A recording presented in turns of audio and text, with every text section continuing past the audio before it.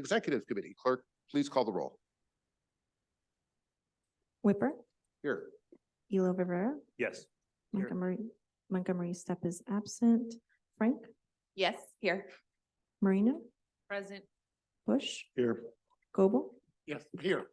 Chair, we have a quorum. Thank you. All right, let's move to non-agenda public comment. This provides 2 minutes for anyone who would like to comment on something that is not on today's agenda, but is within the purview of the Executive Committee. Clerk, do we have any non-agenda public comment? We do not have any. All right, let's move to approval of the minutes for December 7th, 2023. Clerk, do we have any public comment on the minutes? We do not. Thank you. Do we have a motion to approve the minutes? To approve. All right, we have a motion to approve the minutes from Vice Chair Goble. Second.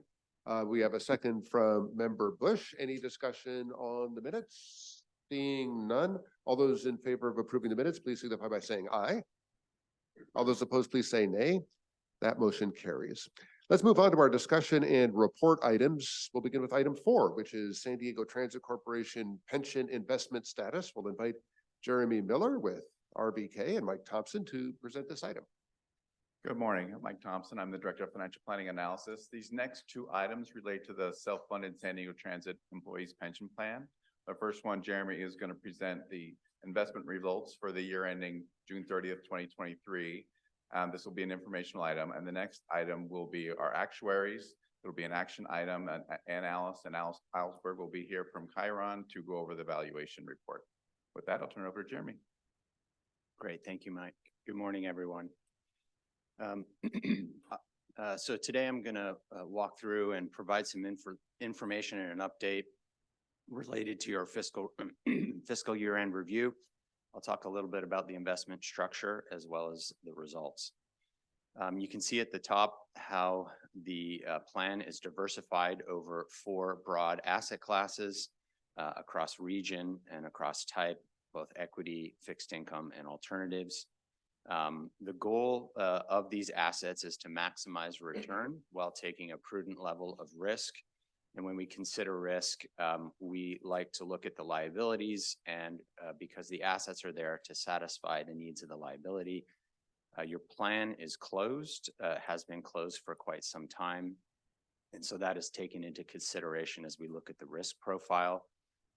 There's some summary numbers there that give you a sense of the risk reduction that has been taken after the plan was closed to better align the asset risk profile with the liability risk profile. So the liability structure, which is rather mature with net outflows, would suggest an asset structure that is more conservative, diversified, and liquid, and we've taken steps to do that. We've also taken steps to help reduce fees through passive management. On the next slide, we get a little more granular and look at the investment products and managers that we use to implement those broad asset classes from the previous page. Your assets are allocated across 10 different products and managers. That helps provide product diversification, but also reduces concentration risk.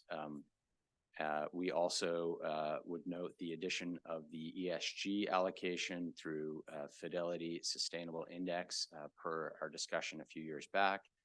And then also is noted the one change that has happened since fiscal year end is a movement out of the PIMCO product into a Vanguard product to take advantage of some of the higher yields that we see in fixed income right now.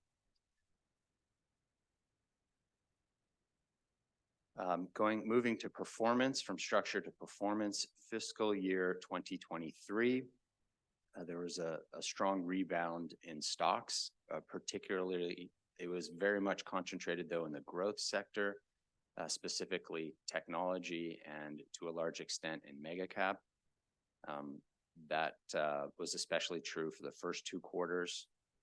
Bonds have also, though, continued to underperform as rates rose through the front half of the year. They have come down since, and we'll see as we look at fiscal year 24 thus far, that has helped your returns. But to end fiscal year 2023, you're up 7%. Your assumed actuarial rate of return is 6%, so you exceeded that by 1%. As we look at long-term performance, obviously year over year, things are going to fluctuate significantly. So some years we're going to be above, some years we're going to be below, but we think over the long run, you have and can continue to outperform your actuarial return hurdle. You can see we're above last year, longer than you're above when rates were quite low, which obviously made it difficult for your portfolio. That was harder, but now that we have rates much higher, again, that will be a tailwind for your portfolio going forward. In summary, again, we think the plan is well diversified across managers and asset classes. The asset allocation is conservative by design to align with the liabilities and to provide a good balance between appreciation and preservation assets. Management fees, we have endeavored to keep low through the use of passive vehicles.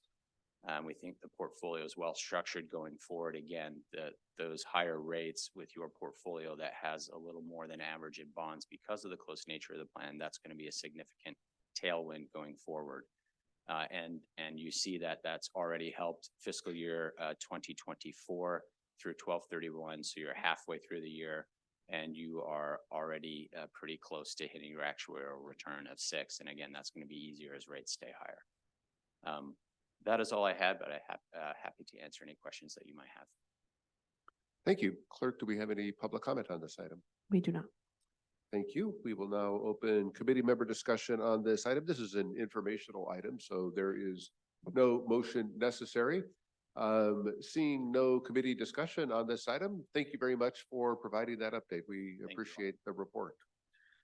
All right, let's move to item number 5. That is the San Diego Transit Corporation Employee Retirement Plan's actuarial valuation as of July 1st, 2023. We have representatives from Chiron to provide this presentation along with Mike Thompson. Please introduce yourselves for the record and please proceed. Good morning, everyone. My name is Ann Harper. I am with Chiron, and I have here with me my colleague Alice Alsberg, and we are here to present the actual valuation results as of July 1st, 2023. So today we're going to give you some background. We're going to kind of go through some big overview of what a pension plan is and how it works. We are going to talk a little bit about this revised actuarial standard of practice. We're not doing this to bore you. It's just something that we want to make sure you understand that is a new disclosure that is in your actuarial valuation report in case someone asks you about it. And then, as always, there are 3 things that we come to you with the pension plan. We look at 3 objectives: where the plan is today, how we got here, the history of your plan, and most importantly, how your plan looks going forward. So first, we're going to start with this actuarial standard of practice to get it out of the way. So there was a revision to the number 4 practice, and this is the first time I think it's been updated in over 15 years, and it's called the measuring of pension obligations and determining pension plan costs or contributions. So it really is the mothership of what pension actuaries do. It's like what we look to for all of our guidance.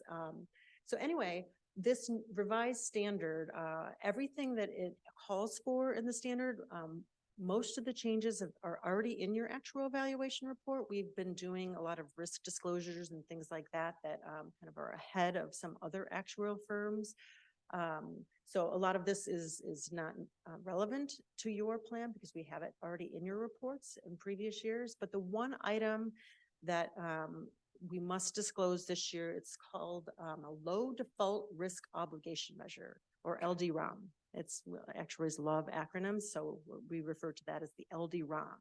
So it's just a disclosure that has to be in your report. There's absolutely no impact on how we calculate your contributions or your funded status. It's just another liability measure that must be included in your report.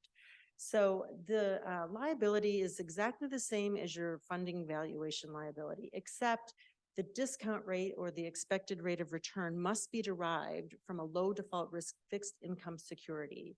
So what does that mean? It's something like a U.S. Treasury or a high quality corporate bond yield.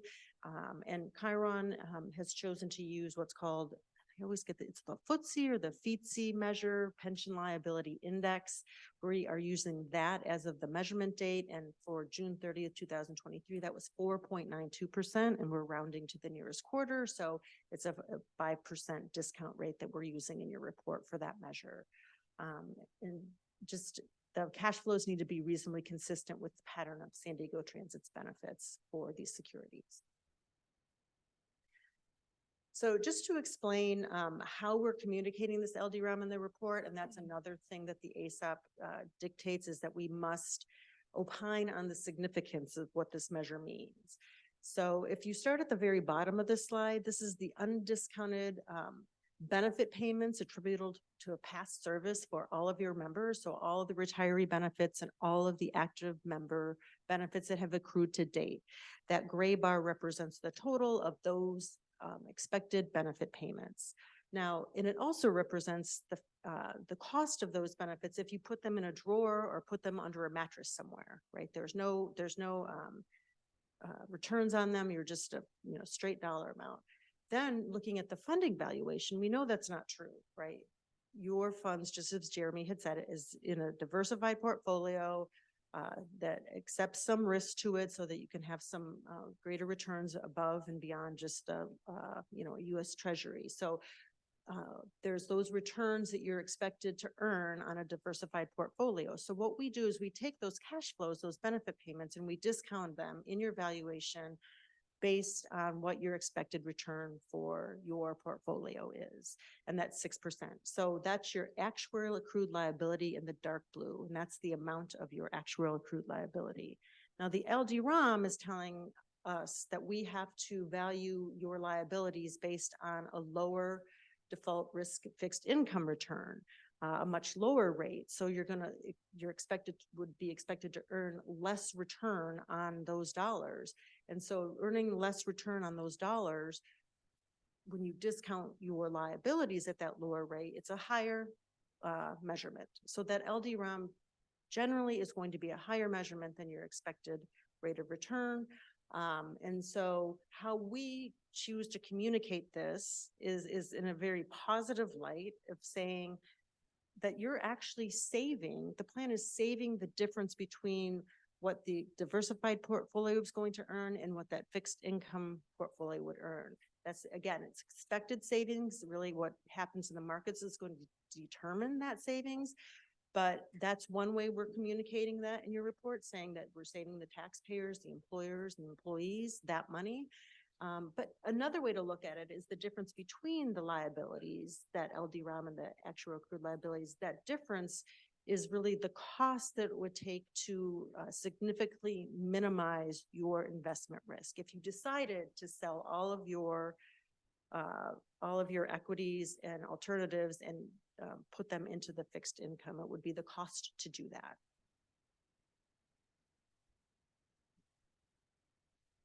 All right. Before we dive into the results of the actuarial valuation, we always like to start with a big picture of what that actuarial valuation looks like and what the process is, because it really helps shape the discussion and focus on the elements and the components of the valuation that we bring forth throughout the slides that come. So this tank shows the intricacies of the actuarial valuation. So the size of the tank is the calculation of the plan's liabilities. So those actuarial liabilities where we take into consideration the assumptions of the plan, so that discount rate or the investment return assumption, also the mortality assumptions and all the other assumptions that are used to calculate the value of the liabilities. That's the size of the tank. The liquid in the tank is the assets in that fund. And those assets are meant to, are there to pay the benefits. So the goal is to have enough assets in the fund to pay the promised benefits.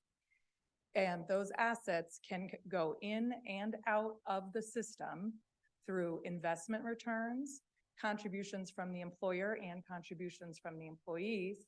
And then they leave the system through those promised monthly benefit payments and the administrative expenses.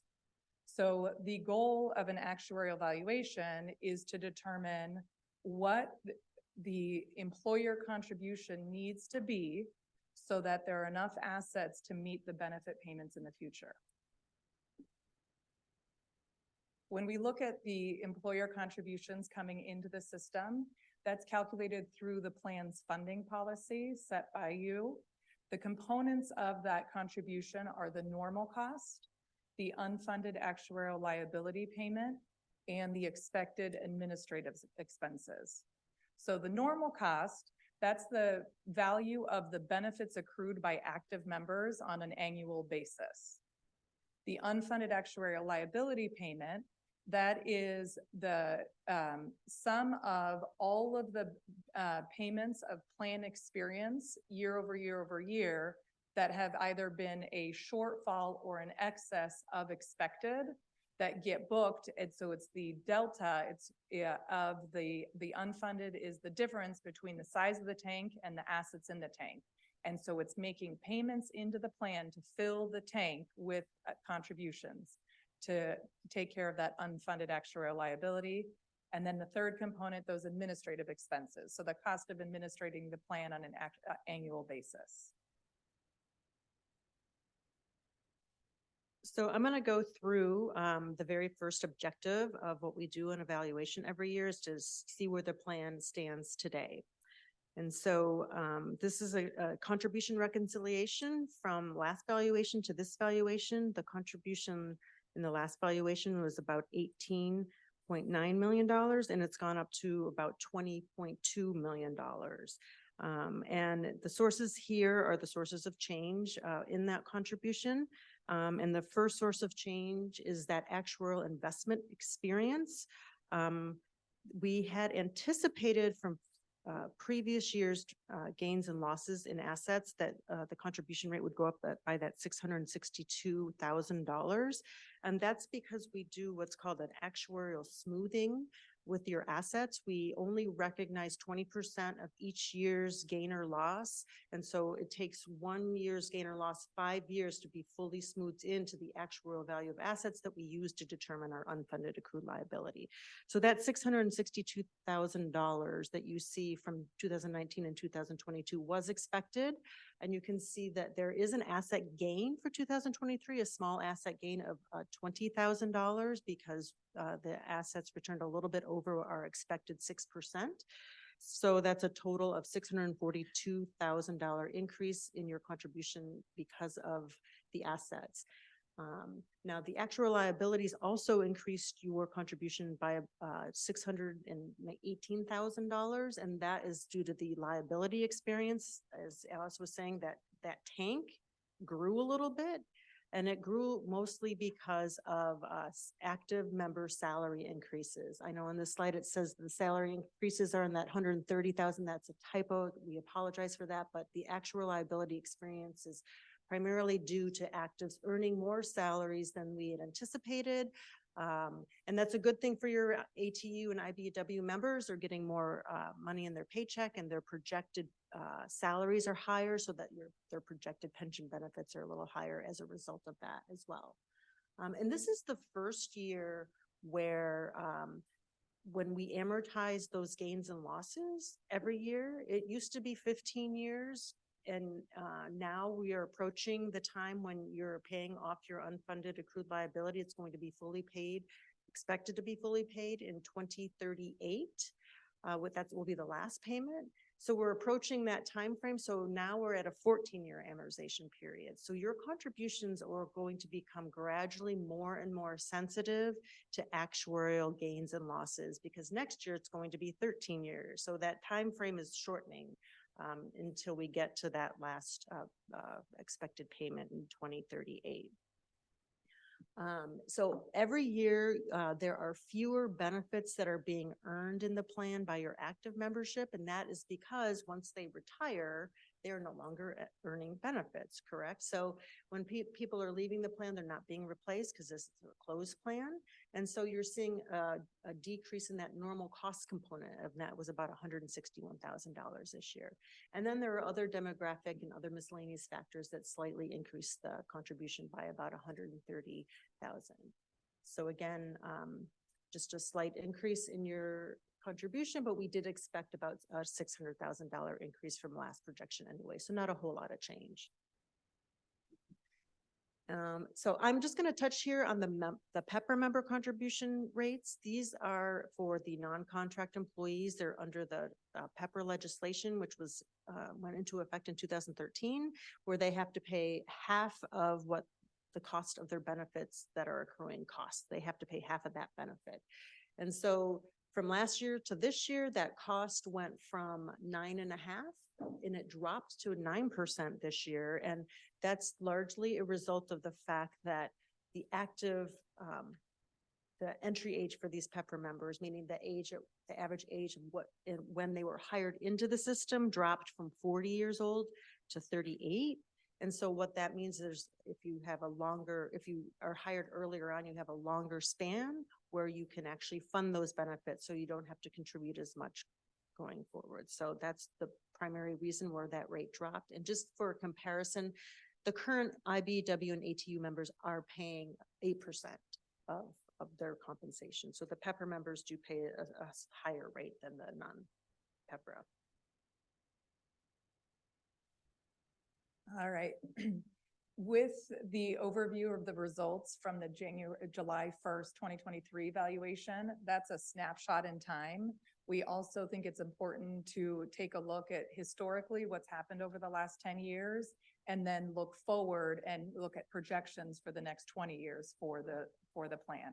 So here we're showing the plan's contribution history over the last 10 years. And we see that in 2014, so the first year of this 10-year period, the contribution was 12.5 million. And for the 2023 valuation, that contribution is 20.2 million. So that seems like a sizable increase of about $8 million, but that increase has come with strengthened actuarial assumptions. So over this 10-year period, the discount rate, or that expected investment return, has decreased from 7.5% to 6%. And that is quite a significant decrease in that expected return assumption. And so that's added additional cost year over year to the plan, but it puts the plan in a good spot to reach that full funding based on reasonable actuarial assumptions that are our best estimates to date. And so the different colors are the different components of change over the course of that time. Now, when we look at the plan's funding history, first let me clear what's happening in this graphic, because there's certainly a lot happening in this graphic.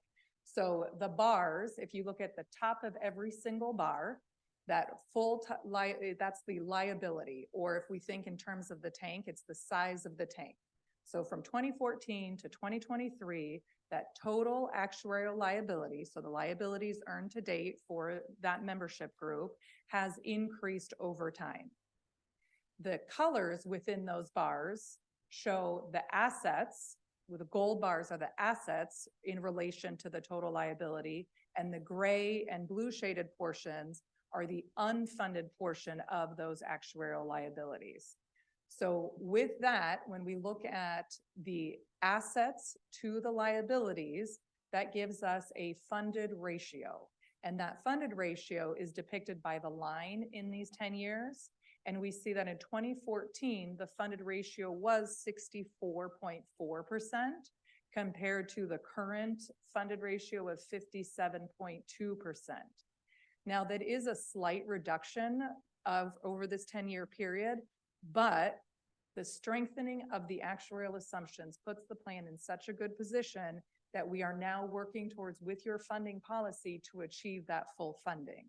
So even though it seems that the plan may be worse off if you're only focused on the funded ratio, it's very important to take into consideration as well that those actuarial assumptions are set such that it's going to produce the liability that we are tracking to fund for these benefits.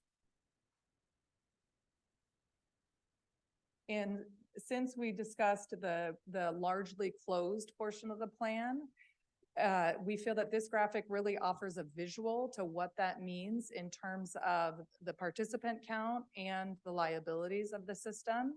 So the left two pie charts are from 2013.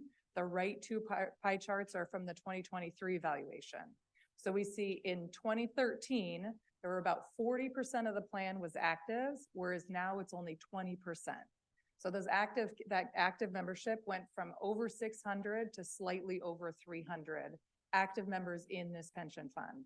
So that's quite the decrease. And we see below with the liabilities, what that translates to is the plan is heavily weighted in the retiree liabilities.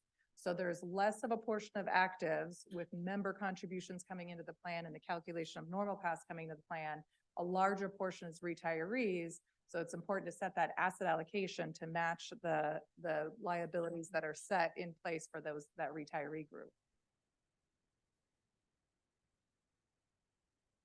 So now that we've covered where the plan is today and a little bit of history about your pension fund, now we're going to focus on the projections of your pension fund and the funded ratio and your contributions.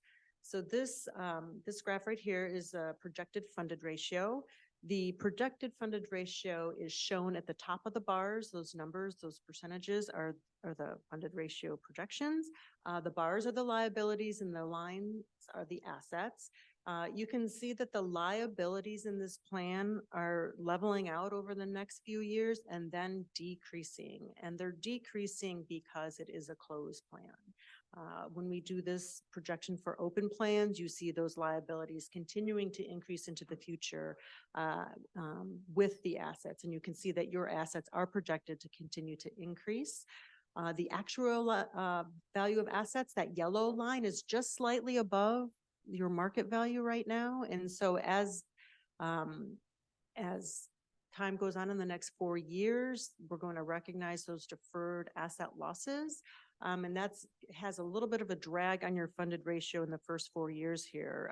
The funded ratio is still projected to increase, but only at about 1 to 2% a year for the next few years. And as soon as those deferred losses are recognized, then we're projecting that your funded ratio is going to go up by 2 to 3% each year until it reaches 100% in 2037. And that's when the full UAL is expected to be paid off. And it's following that funding policy that was set in place back in 2012. Here we're looking at the projected total contributions.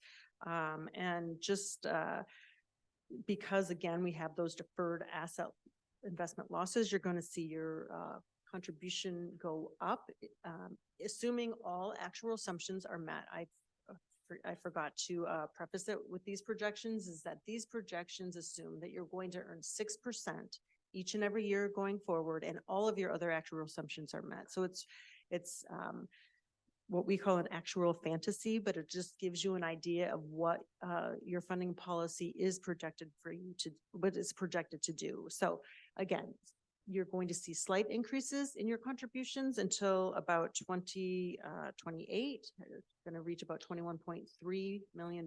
And then you're going to see those contribution levels come down. Since the plan is closed, you're not getting any more normal cost contributions in your plan, and you're also paying off other smaller layers of your unfunded accrued liability. Now, this is not the actual fantasy, this is reality. And so this graph is showing the variability of your contributions based on different scenarios of investment returns. It's called a stochastic analysis. We run expected returns over a 15-year period. We run like 1,000, 2,000 scenarios of those over time to see and rank where those contributions would fall. And we rank those, and you can see as time goes on that the range, those colored bars are the range of those contributions. That black line pretty much follows our deterministic projections where all actual assumptions are met. And the importance here is to see that over time, not just that the contribution range is increasing because of the uncertainty of time, but also because your amortization policy is the period where we're amortizing gains and losses is shrinking. And so that's where you're getting that really large blip in 2038, because that's the last year before your funding policy is you're supposed to be fully funded. So any gains and losses in that year are paid for immediately based on the current funding policy. So it's just important to understand that we may want at some point to revisit the funding policy when we get closer and closer to that period in time, just so we're not seeing large increases in the contribution rate. But at the same point in time, Jeremy is doing a good job of trying to make the asset allocation such that it's less risky so that you won't see those blips, because this is based on the current investment risk profile. So with that, we would welcome any questions. Oh, no, Mike, sorry. That He's brings gotta us to the summarize. staff recommendation, Yes. is that the executive committee forward a recommendation to the MTS board to receive this actual report as of July 1st, 2023, which was attachment A, and adopt the pension contribution amount of $20,174,660 for the fiscal year 2025 budget. Thank you. Thank you for the presentation. Clerk, do we have any public comment on this item? We do not. Let's turn to committee discussion on this item. If we have any committee discussion, seeing no committee discussion, I will make a motion that the executive committee adopt the staff recommendation. Second. And we have a second from Vice Chair Goebel. Seeing no further, Member Elo Rivera. Oh, seeing no further discussion, clerk, he's just ahead of me. Please call the roll.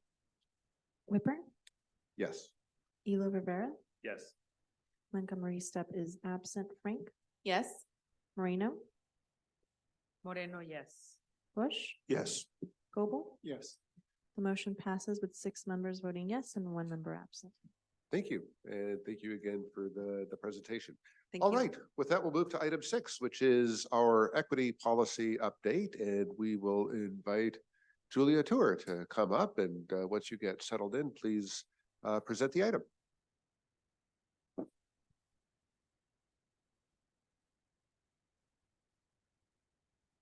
Okay, good morning. Julia Tour, Manager of Government Affairs. I'm also joined by Samantha Leslie, Deputy General Counsel. I'll be providing a status update regarding the equity policy efforts. So before I begin discussing the status of the equity policy, I want to provide a brief background on the efforts MTS has historically and currently works on in this area. So we actively participate and seek to improve ways in which we can address diversity, equity, and inclusion, not just within our workforce, but also with the services we provide. So here are just a few examples of this, one of which is our longstanding EEO policy, which ensures that recruiting, selecting, hiring, and promoting procedures do not adversely affect the employment of those protected by Title VII. And then our adherence to Title VI, which prohibits discrimination on the basis of race, color, and national origin. And we have a number of policies that incorporate Title VI analyses, such as our vehicle assignments policy, transit amenities policy, and transit service evaluation and adjustment policy. We also have policies related to addressing disability discrimination complaints, and then various plans that define processes for providing language assistance and ensuring input and participation from the public. So to highlight some recent efforts, I'll note that in 2021, MTS began implementing equity-based performance goals involving all departments. And this led to a number of efforts, such as the installation of murals along the Orange Line, additional trainings, and the creation of an internal DEI committee, and then the development of the social equity listening tour. So in 2022, we developed that internal DEI committee. The committee is made up of various departmental staff members, and their focus is really geared towards our workforce. The committee has led a number of efforts, including a company-wide survey, developing cultural activities for staff to participate in, and also discussing ways in which the agency can ensure employees feel included and have equal opportunities to succeed. And you can also see a current breakdown of our workforce in the table that's included on this slide. So then in 2023, we conducted the Social Equity Listening Tour, or the SELT. And this effort was aimed at understanding our writer experiences and to take steps in addressing issues of inequity in our system. And the SELT process identified priorities that would address the inequities in our transit service, and the board ultimately allocated over $2.5 million in funding towards some identified projects. Additionally, the board also directed staff to develop a policy on equity. So while we've been working towards addressing issues of inequity in transit, we fully support and understand the importance of formalizing these efforts into a board policy. And this will really ensure that there's a framework for continued progress and will allow MTS to put these efforts into practice. So after direction to create a board policy, we as staff began research to kick off that process. We held an informal peer review of other agencies regarding any programs or policies that they may have focused on equity.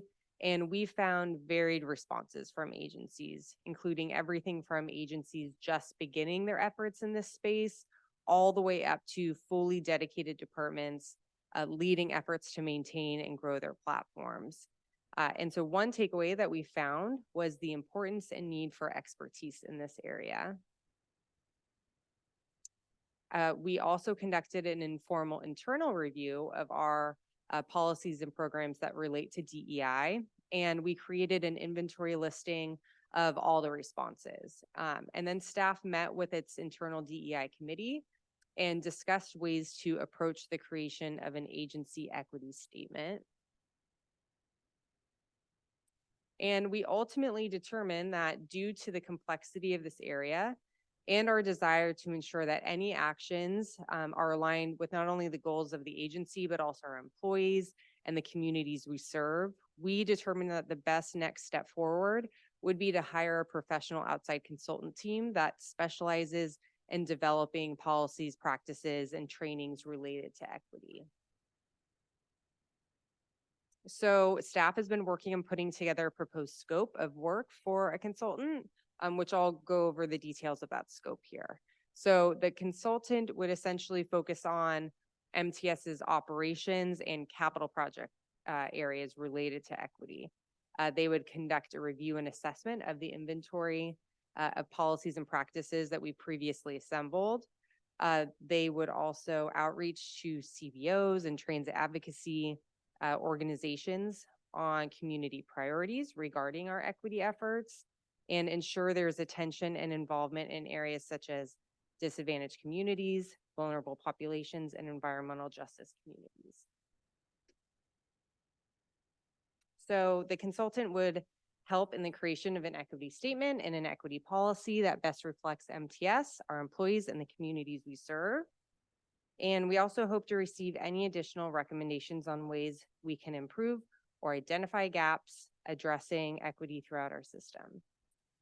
And then the consultant would then develop and assist with any internal trainings and external communications to the public to better explain and illustrate a future approved statement and policy. So that covers the summary of the proposed scope for this consultant. And really, these are our next steps.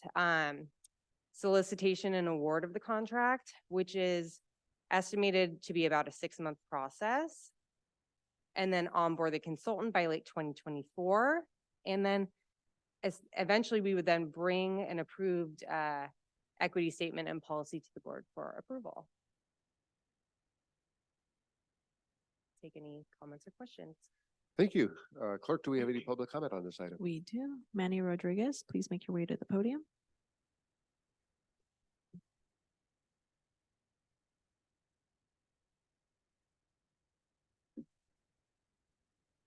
Good morning, Executive Committee. I would like to start off by, well, let me just start off by saying I'm here as a member of the San Diego Transportation Equity Working Group, and we would like to extend our sincere thanks for you all, this Executive Committee, voting to include an equity policy alongside the Social Equity Listening Tour a few months ago. We really appreciate that.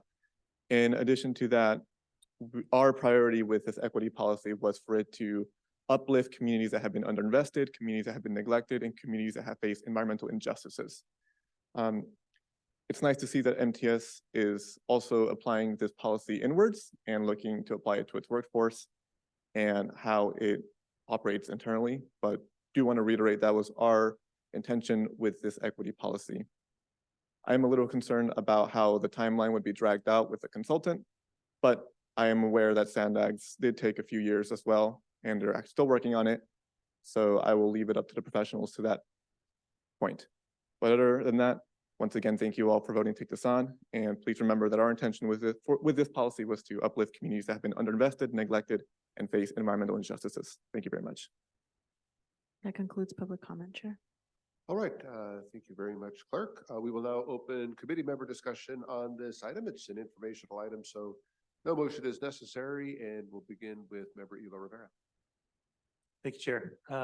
Appreciate all the work on this. I just want to kind of say thank you. I understand the concerns about timeline being extended by seeking out outside support, but I also think it's important to know when the agency doesn't have expertise in an area and can benefit from some outside expertise. I think that sort of humility is not found often enough, and actually really appreciate it. I did have a question. Is the scope, is that finalized? It's undergoing final edits, and then it'll go to official legal review before it's sent to our procurement department. Got it. And I think this is potentially incorporated, but it's not explicit.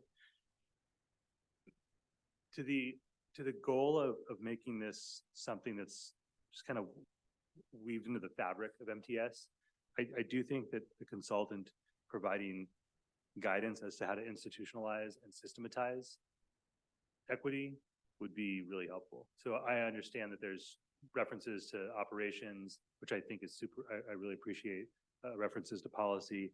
But any guidance that they could provide about how we like truly embed equity into, you know, the fiber of the agency, I'd certainly be interested in, and would probably make for a stronger final product, and one that would make it less likely that we would need consultants for this in the future, as you know, it really would be ingrained here at MTS in a very, very deep way.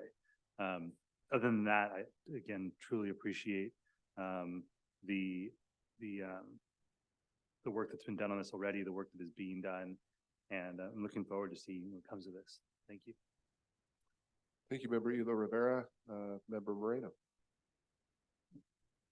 Thank you for this presentation. This agency should be very proud of the social equity listening tour and the actions that have resulted from it. I do have one suggestion, and it goes along the lines of Council President Elo Rivera. I think MTS should explore creating a social equity working group consisting of community-based organizations along the lines of the SANDAG working group. I think such a working group could assist MTS with public outreach on an ongoing basis. And I want to see if staff would be willing to explore the creation of a social equity working group. Yes, that's something we can certainly include in the scope as well for the consultant to review, you know, that potential proposal to incorporate into the agency. I think what we were hoping was that we could just, because we are part of the social equity working group over at SANDAG, that we could maybe use that effort to really kind of help us as well. We haven't talked to them. Oh, maybe we did. We did talk to staff at SANDAG, and they welcomed us working together with them and their committee on this effort to get even more outreach through all of their constituents and members. Yeah. Well, I'll push back a little bit because the focus of the I was the chair of the social equity working group when the social equity plan was formulated at SANDAG. And their breadth is really broad, especially when it comes to the regional plan. Ours is more focused. We're focused on trolleys and we're focused on buses, right? And the experience of our constituency on those modes of transportation. So I would push back and say, I don't think we need the consultant to advise us whether we need one or not. I would push and say that this body should formulate a social equity working group. I think if I'm not mistaken, at Sandag, there's just one elected official or board member or board alternate. And that could be the mechanism that we utilize. I know that there has to be a little bit of, differences because they do get a stipend because of the plan. And that the requirements that the regional plan has. But I think we can modify, and I think that the public would welcome such a working group. But with that, that concludes my comments, Chair. Thank you for the time. Thank you for the presentation. All right, thank you very much, Member Moreno. Any further discussion, Member Bush? Yeah, so thank you to staff.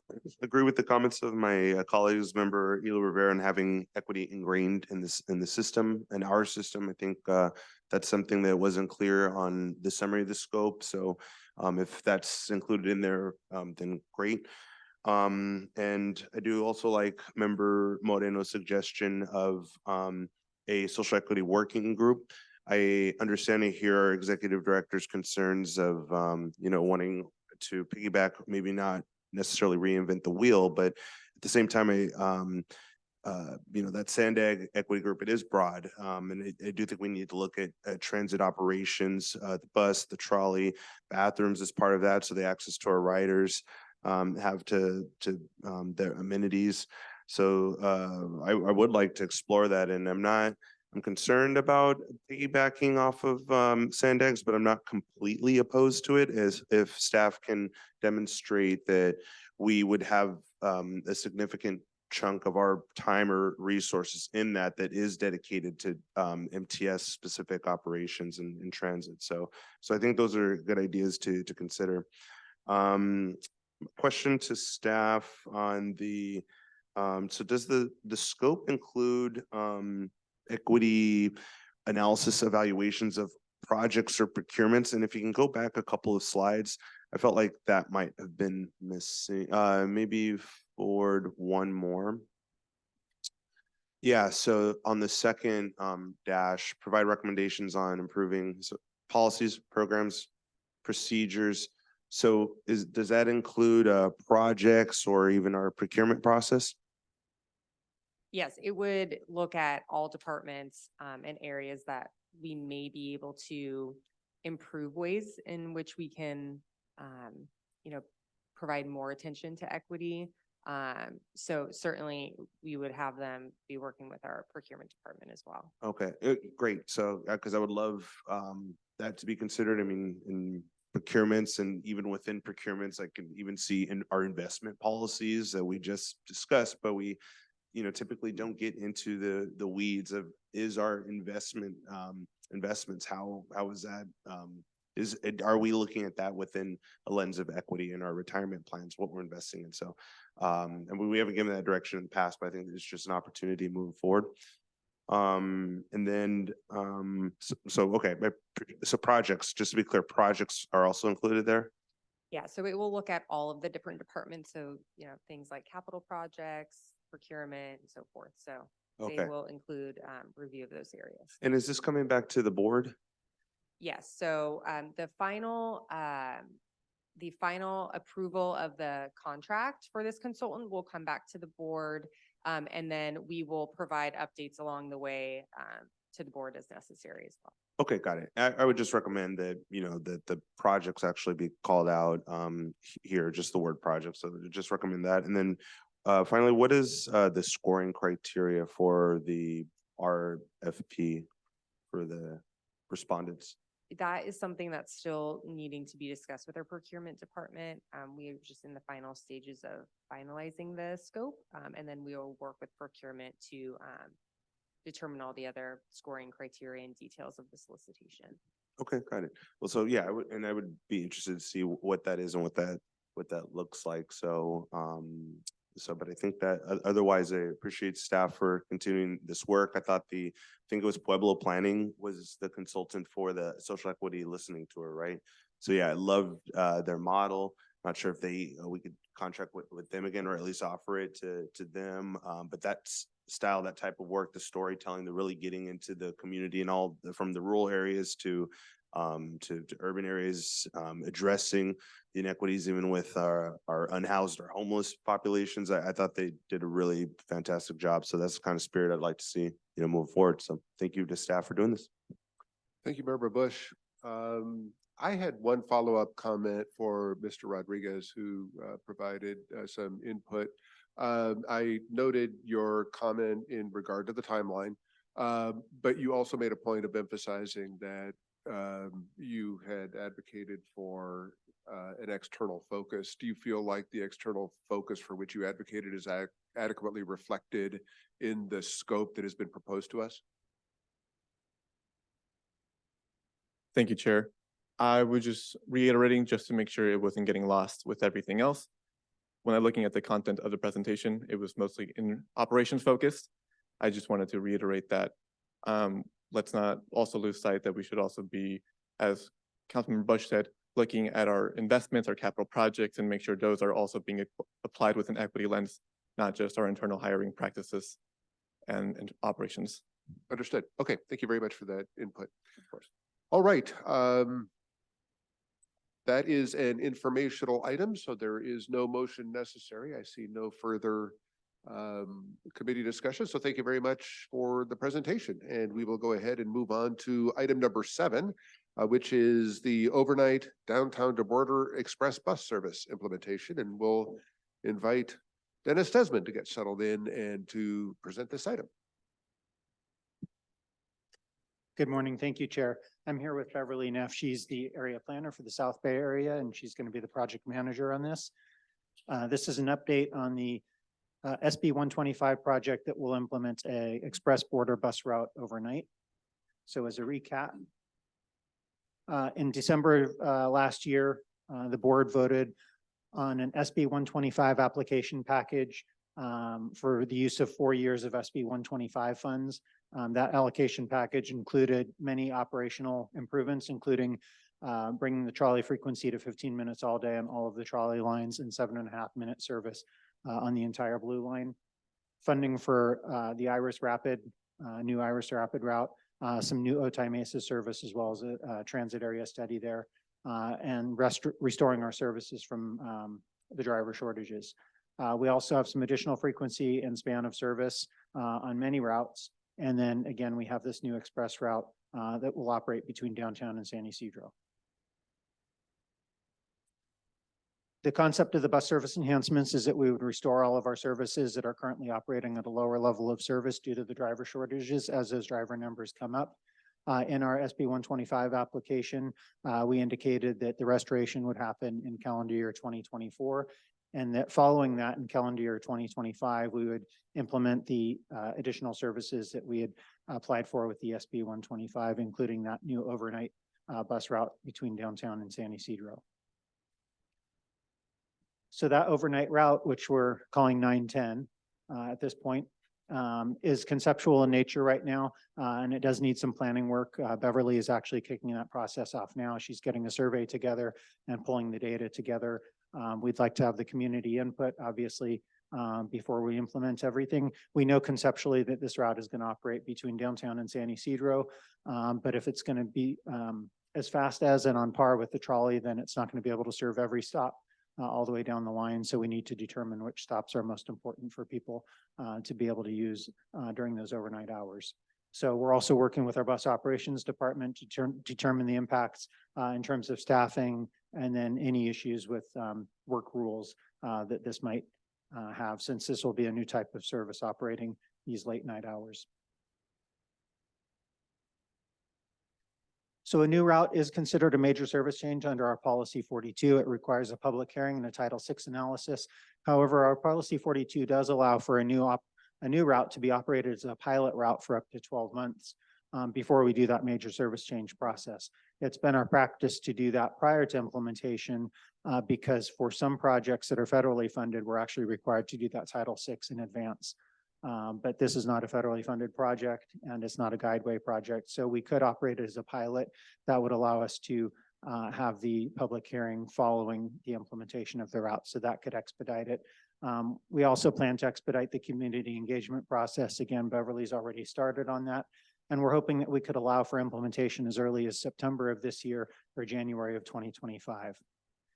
If we did change that around, we would need to amend our SB 125 allocation plan, which we would plan on doing. At the same time that we were looking at this and considering early implementation potential for this Route 910, we were also looking at some of the other SB 125 proposals and thinking, if we're going to amend this plan, is there anything else that's worth implementing prior to all of the service restorations? So one thing that we really looked at is a big improvement for customers that would be part of the SB 125 package is the improvement of Sunday frequencies for routes that are currently operating hourly. So in our allocation plan, we have 5 routes that are currently operating hourly on Sundays that we're that we've applied to operate every 30 minutes. So we looked at those 5 routes and 2 of them rose to the top in terms of operating primarily in disadvantaged communities. And those are Route 4 and Route 961. So we wanted to concentrate on those as an effort to prioritize service in disadvantaged communities. Route 4 actually operates 100% in disadvantaged communities. And for that, I'm actually using the California Climate Investment Priority Areas, which includes SB 535 disadvantaged communities, as well as AB 1550 low-income communities. Again, Route 4 operates 100% within those communities, and 961 is almost 100%, with the exception of a small sliver of Paradise Hills that's not. But those 2 really rose to the top over the other 3 routes. So the proposal that we have today is to move ahead and expedite the implementation of this 910, the overnight downtown to Border Express route, hopefully by September, if not by January of next year. And at the same time, double the Sunday frequency on Route 961.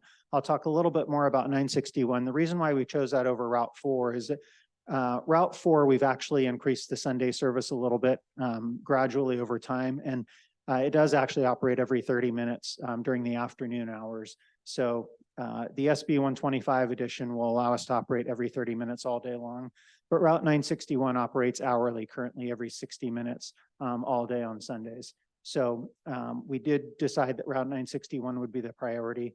And then we may be required to postpone some of the restorations. We don't know exactly what those will be. That'll depend on staffing levels when we get to that point.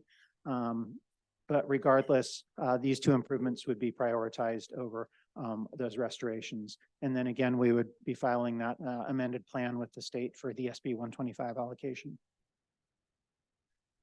So just to give a refresher on Route 961, this operates between National City and Encanto through the Paradise Hills community. It does operate 7 days a week. It operates every 30 minutes, Monday through Saturday. And then we actually have 15-minute service on the National City leg between 24th Street and Plaza Bonita. The Saturday frequency was increased in 2017 up to 30 minutes as part of our transit optimization plan. The SB 125 improvement will bring the Sunday frequency up to match the Saturday. Our current average daily ridership is almost 1,500 on weekdays, almost 1,000 on Saturdays, and over 500 on Sundays. So it seems like a really good candidate to not only increase ridership, but also to bring improved service to this community. And another thing I'll note about 961 is that as you look at the communities that it serves, there's really not a lot of other parallel service. There's certainly intersecting routes, but there aren't other alternatives. For example, if you're in the southern section of Paradise Hills. So it's a real good opportunity to bring some new service on Sundays to this community earlier than we had planned under the SB 125. So with that, I'm happy to take any questions. Thank you, Mr. Desmond. Clerk, do we have any public comment on this item? We do. Manny Rodriguez, please make your way to the podium. Hello, Executive Committee. I would also like to thank the MTS staff, Sharon, Dennis, and the team for the SB 125 application. I'm not sure if we thanked you on that, but would like to thank you for submitting that. Good work. Also, fantastic work, Dennis, for showing how this could be done as early as September of this year. It's a really ambitious goal, but I can feel your confidence and I can see it as possible. We would like to thank the Executive Committee and the board for again, accepting another proposal from the Equity Working Group to include the overnight bus border from downtown to Tijuana. And we hope that you can support staff and dentist assessment in these efforts to make it happen. Thank you very much. Carolina Martinez, please unmute yourself now.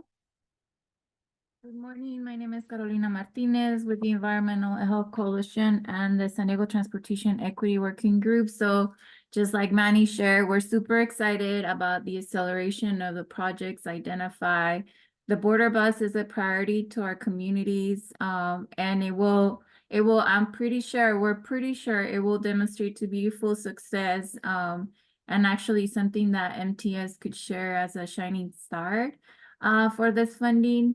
And so we want to express our gratitude to the staff, to the board, for working really hard to make this happen and the acceleration. It means that we'll be able to see this. It could be as soon as September of this year or January of next year. So that's pretty soon and exciting. Thank you so much. That concludes public comment, Chair. Thank you, Clerk. We will now open committee member discussion on this item. It's an informational item, so no motion is necessary, and we'll begin with Member Moreno. Thank you so much for the presentation and also for your efforts to accelerate the implementation of this very important bus route connecting downtown to the border overnight. I do look forward to seeing the bus route begin to operate, but thank you so much for your presentation. That concludes my comments. Thank you, Member Moreno. Member Bush. Yeah, thank you, staff, for doing this work and accelerating this. I know this was something that Member Moreno and I really pushed in the last meeting. And the reason why, you know, we see it anecdotally speaking, I can tell you that I feel like there's been increased ridership. Like I'm seeing more people even in the evening times, where in the last year, couple of years, the bus has been empty and has worried me. And I'm seeing them more and more, especially, you know, going to Plaza Bonita, which is a pretty big employment center in the Southeast, South Bay region. And yeah, so I think this is a good return on our investment in terms of resources. So we see people using it more and more. Really excited about the Border Express too. Again, it's kind of going along those same lines. I'm seeing more people, there's more of a need of people commuting and needing to go to work, and even on those off hours, especially working in downtown and a lot of the hotels and other jobs we have here. So, and many of them working off hours, and this is really helping them to get to work in those off hours and get to work safely. So thank you guys. Really proud of your work here. Question on the on the express part of it, has staff done any outreach to riders, to current riders of that kind of that corridor, or even any of the bus drivers for this proposed express route, particularly when it comes to the number of stops? I know that's one thing I sometimes get annoyed by, and that's like a big hindrance to express service, is you want much longer stretches. I don't know like what that exact criteria, if it's 1 mile or 2 mile, I don't know exactly, but it's the constant stops really slow it down. And so what if any kind of just broad information do you guys have about, you know, stops? And did you guys reach out to even some of the drivers who might be able to give their feedback on what they've seen? Yeah, that's definitely going to be part of our outreach efforts. Again, we're drafting the survey now. We'll be asking riders what's important to them, but what we also have is actual data.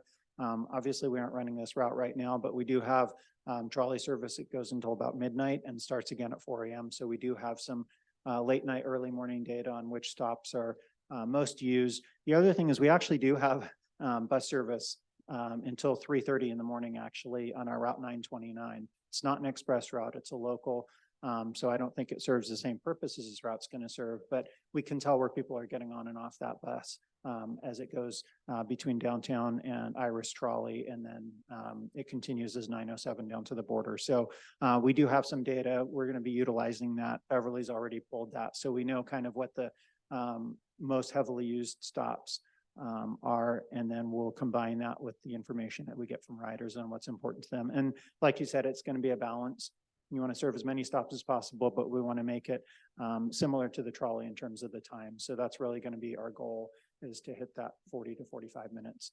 Okay, and do you know, is there a general, is it like 1 mile, 2 miles? It's too early to say what kind of the spacing on those stops would be. We haven't done the measurements. Okay. As we look at the biggest stops, sometimes it's 2 stops that are next to each other. And then some of the stops in the middle aren't as popular. For example, Harborside and Pacific Fleet aren't super well used, but then, Palm Avenue and Palomar Street are next to each other and are well used. So I'm not even sure it's going to be a spacing as much as it is just where do people need to get to and what are the most important stops to serve those markets. Understood. Thank you for that, Dennis. And then, I don't know, Sharon, just putting it out there, any thoughts that you had on this or anything you've seen or heard from the drivers or just riders, big picture on this proposal? Yeah, this was a proposal, obviously, in Elevate 2020, you knew that.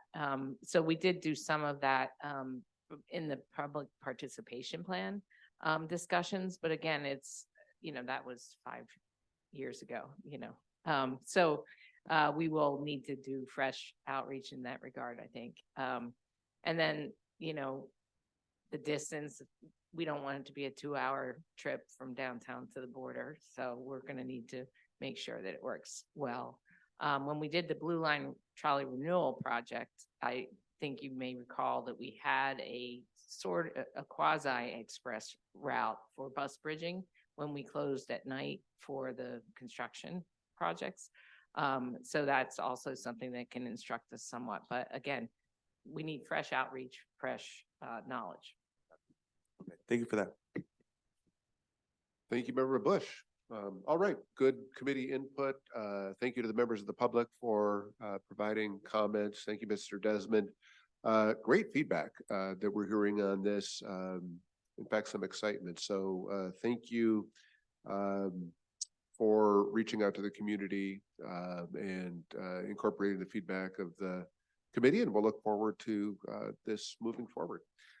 All right, we will now move on to item number 8, and that is a storm damage update and authorization to create a program for transit assistance for victims of flooding. And we're going to invite Brian Riley to present this item. Please proceed.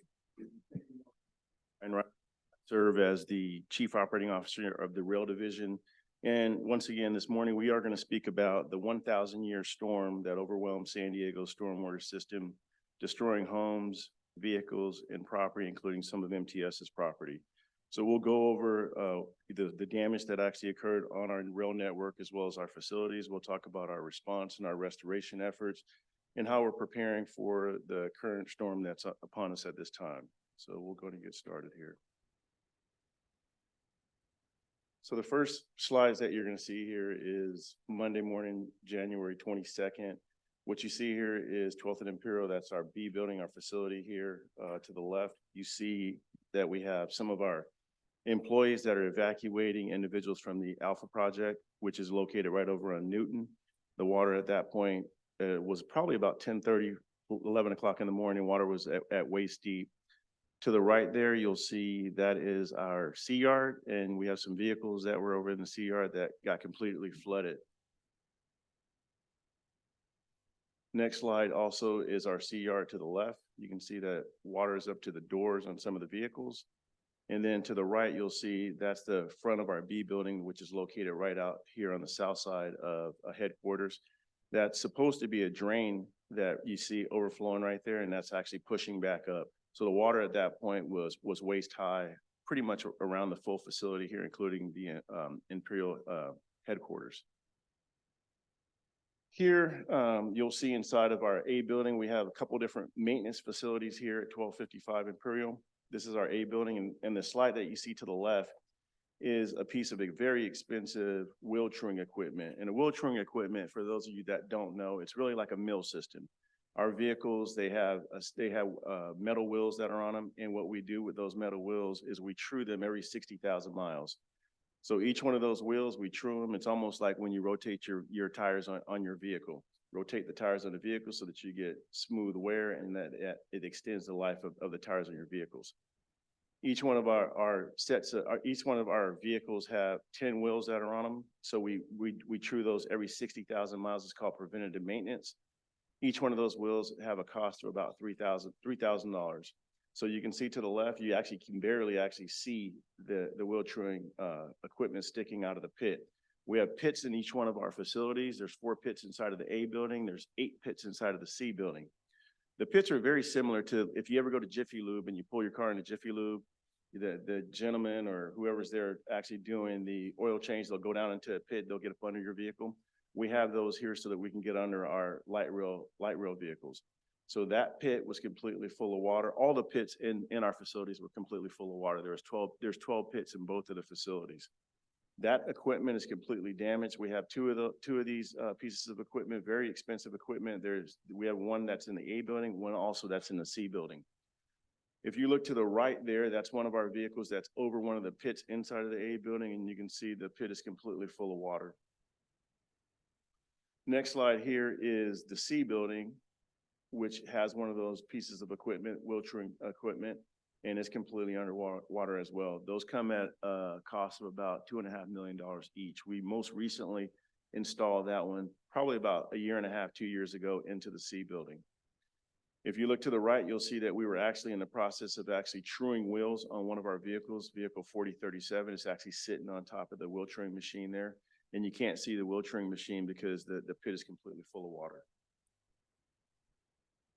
This is inside of our offices, our maintenance offices in the A offices, A building. We have multiple buildings where our operations and our maintenance teams, there's 600 employees that work here at MTS Rail. This is one of our facilities where our operations control center is. For those of you that have actually taken tours of the control center, this is the bottom floor, and this is what it looked like inside of the offices there on Monday morning. This is our C facility. This is where most of our heavy lifting is done and most of our light rail vehicle maintenance management, as well as supervisors and mechanics operate out of these offices. Our security is on the second floor in these offices, but this is the first floor. If you look to the left, you'll see where our supervisor's office is completely flooded.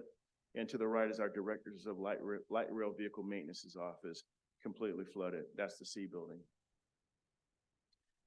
This is a picture of our B building, and you can see the MTS employees performing evacuations for the Alpha Project. Alpha Project is the tent that's located over on Newton Avenue. It houses many individuals. A lot of them are extremely frail. A lot of people, need a lot of assistance. They could not get out of the Alpha Project going south on Newton, so they came through our yard. Our employees don't have a standard operating procedure on evacuations. It's not something that we train our employees to do, but they jumped into action. It was actually extraordinary to see them and the humanitarian actions that they were doing here, putting themselves at risk, actually evacuating individuals that really needed help to get out of the Alpha Project. So those are our employees, our facilities department, and kudos to them. This is another shot at 12th and Imperial. So right downstairs here at 12th and Imperial, you'll see our train was there. It was a train that had just pulled in and the water came in at such a rapid pace, the train didn't have an opportunity to get out, nor did the passengers have an opportunity to get out of this location. So you can see our security forces as well as our maintenance of wayside and our facilities department. They're evacuating some of the most vulnerable. You see some kids there. There's a baby stroller to the left. You can see our security officer with a kid in his hands there on the left that's evacuating, taking them to higher ground. And to the right, you'll see more security officers that are evacuating individuals from 12th and Imperial. If you look to the left, just to put this in perspective, you'll see that's a bench right there to the left. And that water's all the way up to the top of that bench. So it's about waist deep water. So we were able to conduct the evacuations from this location. However, we were not able to remove the vehicles from 12th and Imperial. This next slide, if you look to the left, for those of you that are familiar, to the south of us, we have our Imperial Terminal Station. And there's an arrow that's pointing to one of our trains. The train came in, the operator went out, took a break, and wasn't able to get back to the train. You can see the shelters to the left there also, where the water is basically up to the shelters. And there's also some vehicles in our delivery lanes there at 12th and Imperial. Those vehicles, the water was completely up to the doors and inside of the vehicles. To the right is 12th and Imperial Transit Station up under the building here. You can see that you can barely see the platform. And if you look back to the left, you'll notice that you don't see the platform. The platform is completely full of water. So at this point, we probably had about 4 feet of standing water that was here at 12th and Imperial. For those of you that are familiar with the geographics of downtown San Diego, we are at the lowest point. We're below sea level here at 12th and Imperial. So there was really nothing that we can do. Everything that comes out of the downtown San Diego area and everything that comes out of Barrio Logan pushes right here to this low point here at 12th and Imperial, and it goes out to the bay. So at this point, the bay was full, the tide was high, and the water was not being removed. Damage to our right of way. So that was the damage that happened to our facilities here. Our right of way. This is, for those of you that are familiar, this is the Massachusetts Street Station. You can see that our track subgrade was completely washed out. That means the ballast was washed out, the subgrade was washed out, the roadbed was washed out. This is a snippet of what pretty much the whole orange line from Massachusetts all the way down to Euclid Avenue looked like. We had miles and miles of track that was completely damaged and completely washed out. There was absolutely no way you can actually operate a train on this kind of infrastructure. Here's another shot at 62nd Street, between 62nd and Massachusetts. If you look to the right, you'll see where the ballast, and for those of you that don't know what ballast is, I'm just speaking railroad terms. I've been in the railroad for 2.5 decades, so I'm speaking railroad terms. It's the rock that you actually see that's up under the track structure. You can see that the ties are washed out, the ballast is completely gone, and the roadbed is eroded there, and now it's because of the water. Now this right here is really the epicenter. This is 65th Street. For those of you that aren't familiar with this area, this is 65th and Imperial, which is located in Encanto. This was a retaining wall at 65th that was completely washed out in the storm water drain system. Stormwater drain was completely blown out. You can see that our crossing equipment was washed out. There was a signal case that supported that crossing equipment that's broken there. Signal case we have yet to find. It got washed away. Got washed away with shipping containers, got washed away with dumpsters, got washed away with vehicles. If you've seen TikTok, you probably saw the famous vehicle that actually got washed down this channel. We actually found it on Sunday. So this is 60. Brian, if I could just, I want to point this out because I got to tell them something at the very end, but this is the wall that failed was part of the channel that's the city's channel. Correct. Yeah. So this is the city of San Diego's channel. This channel pretty much runs adjacent to our tracks all the way down from Massachusetts, all the way down past Euclid Avenue Station. And this is at 65th, and this is a significant major damage that occurred. When this damage actually occurred and we started assessing this damage, we thought it was going to take us months to actually make the repairs. Our capital projects team actually reached out to multiple different agencies, and it looks like it's going to be an accelerated process. These are sinkholes that we discovered. One of the things that we did after we had this unprecedented rainstorm here in San Diego is we had to evaluate our entire system. We had to go over the whole 63-mile network before we could put passengers on, make sure that it was safe to operate with passengers on it. This is orange line as well as blue line. This is a sinkhole that was discovered over at Euclid Avenue Station. This sinkhole has been backfilled and we're operating on it. But you can see the concrete ties with the clips that are hanging in the air there. There's absolutely no way that you can put equipment or passengers on this kind of track structure. And if you look to the right, you'll see that over at Choyas Creek, there's a bridge there, an abutment that was completely washed out, and there's a sinkhole there as well. Restoration efforts. Well, you know, we had this overwhelming storm that rolled in, but MTS had a pretty extraordinary response, let me tell you. So you can look.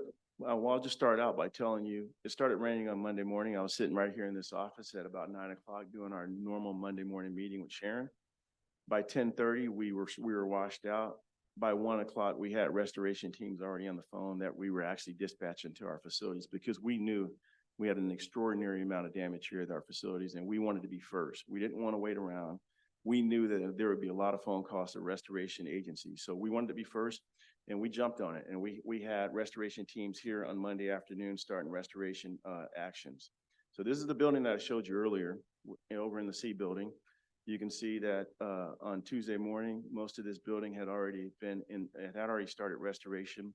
Drywall was already being removed, floors had already been removed, furniture had already been removed. This is on Tuesday. These are our shops. The shops were completely full of water. That Hagenscheit machine that you see on the right is one of those wheel-turn machines that we were discussing earlier over in the A building. The water was actually removed the next day out of that pit. And then you can see the water over in the C yard had been removed from the C building as well. And to the left is the pit, that houses the wheelchair machine in the C yard. Back to 65th, we talked about this. We talked about who was the owner of the retaining wall. The retaining wall was owned by City of San Diego, but with the direction of our CEO, Sharon, and our capital projects team, we couldn't wait for the City of San Diego to come back and stand the wall up. We decided that we would actually go out and stand the retaining wall up, backfill, and get our infrastructure back up and operational. So work is going on out at 65th Crossing to rebuild a retaining wall. We're putting in 30-foot sheet piles that are being driven in. They're being driven in 20 feet down into the ground with 10 feet above ground. And very shortly, we're going to start back pouring slurry to actually shore that structure back up and then get the track back into operating condition. So we're continuing to work on that. There's a relentless pursuit from our projects team as well as the contractors that are out there for us to get back into operations as soon as possible. And that's where I'm gonna come in. While I was sitting here, I was alerted to the fact that the city is taking an enforcement action against MTS for this work that we're doing to shore up the track. That leaves me with, I don't know where we're gonna go after today. Hopefully, we'll be able to continue work out there so that we can get the orange line back up and running, but I don't know the answer to that. It's based on a stormwater violation. Okay. Well, we'll continue with the presentation. The track that we talked about, there's miles of track that was undermined, and you can see that just as we did with our facilities and our buildings, we launched a pretty aggressive campaign to get contractors out onto the orange line and all different areas that we needed them to start, standing our track structure back up. So you can see here to the left, there's ballast truck that's dropping ballast, the stuff that we discussed earlier, which is structural for our tracks to hold it together, give it this good structure, and also the drainage that's necessary. To the right, you'll see a track tamper that's actually doing tamping the track back up. And, just as we did with the facilities, we were able to leverage contractors that we already had on the project to actually direct their attention to the orange line. So we had capital improvement projects that were already going. We moved those contractors over to the orange line and focused their attention. Here you can see to the left, this is located between 54th and Euclid Avenue Station. In this area right here, we had a bunch of water that down at Euclid Avenue, you may have seen this on the news, there were shipping containers that got caught into the channel. There was 2 shipping containers and 2 dumpsters and a vehicle that caught in the channel. And when that got caught into the channel, that actually essentially became a dam. And it basically stopped the water from flowing through, pushed the water, the mud, sediment, debris back onto our tracks. So because of that, the ballast got contaminated, meaning that the mud was in the ballast. The structural integrity of the ballast was compromised at that point. So we actually had to undercut, take the track out, and that's what we've done. Undercut, took the track out so we could get the mud out of the ballast and drop new ballast. Ballast is essential for drainage, for us to be able to drain. When we get rain, if the ballast is contaminated with mud, the water won't drain, which at that point would undermine and compromise our ability to operate. We'd have pumping, the tracks would actually be pumping with the equipment, which is a safety issue. So at this point right now, contractors are out there. The track has been removed, it's been cut out. You can see to the right, we have milling machines out there. We also have bulldozers out there that's doing the undercut and getting ready to put the subgrade back in and also the ballast back in. We anticipate that'll be happening here very quickly. And that's located between 54th and Euclid. This is just more of track restoration. This is restoration that's going on between Massachusetts and Lemon Grove Depot. If you look to the left, you'll see a tamper machine, and the tamper machine, what it does is it basically tamps the track up. It's an apprentice machine. It cleans the ballast up, squeezes the track together for its structural integrity. And to the right, you'll see where the ballast is being dumped out there. And we'll talk about how much ballast, the magnitude and the capacity of ballast that we ended up dropping out there so far. One of the things that was really important to us that, it seemed like, was a real problem for us was the drains. So we went out and we're clearing the drains located between Euclid and Lemon Grove Depot. You can see To the left, we got bulldozers out there, heavy rigs out there that are basically clearing those drains out. And also you can see that we have a Badger vacuum truck on the right that's actually vacuuming the water out of these drains and out of these coverts, so that this event that we're having right now, we could actually get some good drainage through there. And we don't end up with the track compromised again. One of the things that we did, and we got a very, very quick response working with our government department with Julia. We had a quick response from the County of San Diego, as well as the Governor's Office of Emergency Services and the Federal Emergency Management Agency. They were here this week on Monday morning. We got a call on Sunday night. They were here Monday morning. We took them out on a tour. We showed them we took them to the epicenter to the left there. You can see that's 65th and Imperial. And also we toured all the way down to Euclid, and then we brought them down here to our facility. And we showed them, all the damage that happened here at our facility, not only on our rail network, but also here where we do our business, our maintenance in our offices, that was damaged. So we had them in town here on Monday and gave them all the information that they needed on MTS's infrastructure. And we talked about this. I want to put things in perspective. The estimate, the cost of repair and what we've done so far, there's been 4,000 feet of track that's been restored. There's been 5,000 tons of ballast used so far. 1,000 feet of chain link fence that protects our right of way has been restored. 1,800 feet of contaminated ballast that we talked about at 54th between Euclid. 400,000 gallons of water in our pits here at the facility has been pumped out. We had 2 different agencies, Clean Harbors, as well as Badger, pumping water out around the clock starting on Monday night. 400,000 gallons of water. 2 of our wheel trim machines, very expensive equipment, were damaged. Our floor jacks, which are our hoists to lift our vehicles up, those are damaged. They were underwater. 7 vehicles, light rail vehicles, at a cost of about $3.5 million. Those have damage. And we'll restore those vehicles as well. And then the MTS buildings. We have 5 buildings that took on damage: the A building, the C building, our paint facility, our pyramid building, and also our yard tower. So pretty much everywhere where we do maintenance and where we have our personnel working on a daily basis took on damage. And the cost right now, this is an estimate, this is a rough estimate. We believe it's going to be in this neighborhood. We're looking at about $22 million worth of damage to our infrastructure. That's our network, our rail network, and that's also the buildings that are here that we do our maintenance, and we also have our facilities for our workers. On the bright side of things, if there is a bright side, within 48 hours, this happened on Monday, within 48 hours, we had 60 of our 62 stations operational.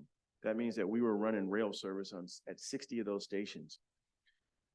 Only 2 stations did not have rail service, but we had to connect the service. So 4 stations had bus service. We had bus service that supported us. And fortunately, we have a great bus team that's led by Mike Weigett, that when we asked for, the buses, they said, not a problem. And those buses have been running between Euclid Avenue and Lemon Grove Depot since last Monday. So we're very, very grateful to have those resources to be able to continue to provide the lifeline service that's necessary for our customers. There's so many people that rely on us to, as you know, as the board, to get to work, to get their doctor's appointments, to get to school. And that, that's one of the things that, we are very committed to being able to provide that service for them. So you can see Euclid Avenue Station to the left, and you can see the MTS buses that we're providing the service and continue to provide the service between Euclid and Lemon Grove Depot. What's next? Preparation for the current 10-day weather forecast. If you look at that forecast, it looks like we got wet weather coming at us every day for 10 days. And one of the things about MTS is that we're resilient as an agency. We're committed to continue to deliver the services necessary, and we're smart. We've been doing this for a long time. We're good at it. MTS personnel has been deployed to a lot of key locations on our system, and they're there for a specific reason. In the event we need to deviate from our regular operations, we can do it quickly with efficiency and be safe at doing it. We have sandbags placed around all the maintenance facilities. So if you look down at our maintenance facilities, every door's got sandbags built up. We have 1,500 sandbags that we built yesterday that are around our facilities to try to prevent that water from getting into our facilities again. We have sandbags that are placed in known flood zones. We also have our drains and culverts that you saw us clearing out. So we jumped on that right away. We wanted to make sure we didn't wait for the city of San Diego or any other municipalities to clear those out for us. Equipment for debris removal, we have it on standby waiting on us right now. We have water removal pumps on standby, just in case we need to remove water from certain locations. And as always, I can always rely on my buddy Mike Weigett to have buses to support our operations if we need them. Construction services with our capital projects team, we have them on standby as well. And I can't finish this presentation without really just saying how impressed I've been and how remarkable it is to be able to see the men and women of MTS, as well as the contracted services that we have that's out there, making sure that we get our system restored, as well as our offices and our facilities. I also like to recognize our business functions, our finance team, our procurement team, our risk management, our human resource department, and very importantly, our capital projects team, our bus service. MTS is MTS Strong, and we have been working together as a team since this started on the 22nd, and we'll continue to do that. So I'm very proud of that. And I also want to recognize, and I'm sure everyone here does recognize, the leadership from Sharon. The day that this started, Sharon stood behind us and given us the latitude to make decisions to get the system back up and operational, to support customers and to support our employees. So we're very, very fortunate to have her as a leader and to have the team that we have together here in San Diego at MTS. She didn't pay me for that. Well, thank you very much, Mr. Riley. That is quite a report. Clerk, do we have any public comment on this side?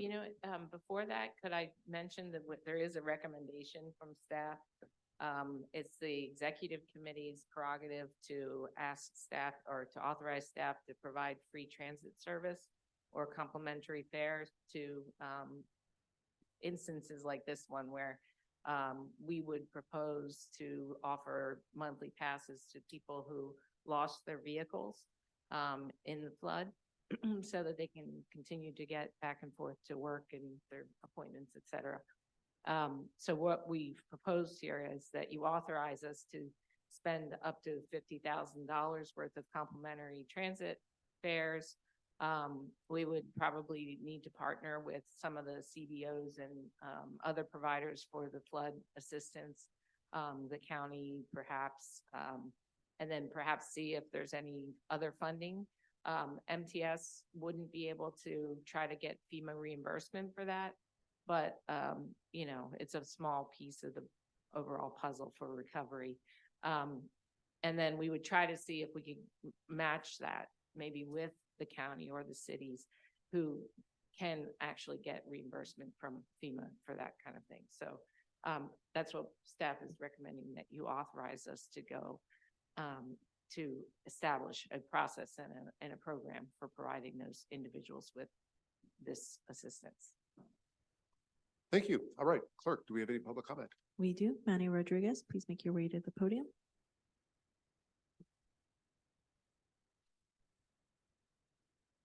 Hello, board. Just want to share that I'm very impressed by the work of the CEO and her team and everyone else who's here at MTS. I'm warmed to see how, the security team stepped up and helped families, off the trolley and to get to their destination safely. I'm, great. Love to see how quickly you got back most of the stations back up and running again.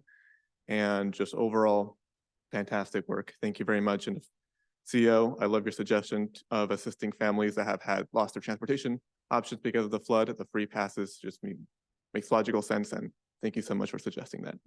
Thank you very much. That concludes public comment, Chair. Thank you, Clerk. Let's turn to committee discussion on this item, and we'll begin with Member Ela Rivera. Thank you, Chair. That was an incredible update. Thank you for that. Thank you for all the work that you've been doing. I know that the whole MTS staff has been scrambling since last Monday. I assume this is the case. We want to be sure somehow everyone's okay. Yeah, that's one of the things that, we talked about, is that, we went through this unprecedented storm. They call it a 1,000-year storm. And none of our employees, none of our customers that we're aware of suffered any injuries. We got a lot of property damage, but no one was injured. And, the property is something that we can repair and we can replace, but no one was injured, and we're very, very thankful for that. It's incredible. One of the things that I think I'm just processing as a person over the last week and a half is like the simultaneous, it's a miracle that legitimately a miracle. There wasn't significant loss of life and injury. And at the same time, there's immense devastation and people's lives were completely upended. Like holding those two things at the same time is, there's a lot that's a lot right now. And that's one of those things that is just sitting with me. Were there impacts on employees outside of their jobs? Were the folks who lived in any of the areas that were impacted by the flooding? Well, what I can say is that I know that we have several employees that lost their vehicles here because they were parked at various locations. And so, yeah, we have several employees that have reported that they've lost their vehicles. I don't know, Sheriff, if you've heard anything else. I haven't heard specifically, but our employees do live in all these areas that Mhm. we're talking about. And so, while it hasn't been brought to my attention, I'm sure if we, over time, we'll hear the stories about what people have lost. But we do know a lot of people lost their vehicles, because they were at their job site and working. Has there been any communication with the unions that represent the workers to see if there have been impacts on folks' homes or people who needed to call out? I know that I've talked to several folks who were impacted who've just, they're using their paid time off because they know it's there. But I think we should, it would mean a lot to be proactive and ask that question. Yeah, reach out to their union Well, I can tell you, leadership. I can tell you that when it comes to the IBEW and the SMART, which are the representatives for the rail division, we were very, very proactive. We contacted them right away on Monday, the 22nd, let them know what was going on here in San Diego as far as the flood, let them know that we wanted our employees to continue to come to work so that we could continue with our continuity of operations. But we understood if they could not make it to work. We also contacted them as recent as today, letting them know that while we're doing the restoration work, we've gotten our reports back on asbestos, and we got our reports back on lead, and they're all negative. There was none of that. So we've gotten those reports back. We've been communicating with the rail side as far as the union. So we've been in constant communications with them on how things are developing with us. And we could, Mike can speak to on the bus side. Good morning. Yeah, I've been in contact with the IBW and the ATU, and so far, just some minor damage, but nothing that anybody's really needing any additional assistance. I will reach out to the unions for the contractors to make sure, but we haven't been told of anything other than a couple of cars. And I don't even think on the bus side we've actually had anybody's lost a car, but we've been very lucky. Okay, yeah, if we could just please make that request and obviously be as accommodating as possible to those folks who've had to just figure it out for their families. I don't know, I hope nobody who works at MTS is in that situation, but I've seen a few folks. There's a bus driver actually for San Diego Unified that I was talking to yesterday and over the weekend. Their house is uninhabitable and their cars are destroyed besides one, and just trying to figure it out. So thank you for that. Absolutely. I'll follow up with all of them. The $22 million in estimated damage, do we expect that number to go up at all, or do we feel like that's probably where we're at?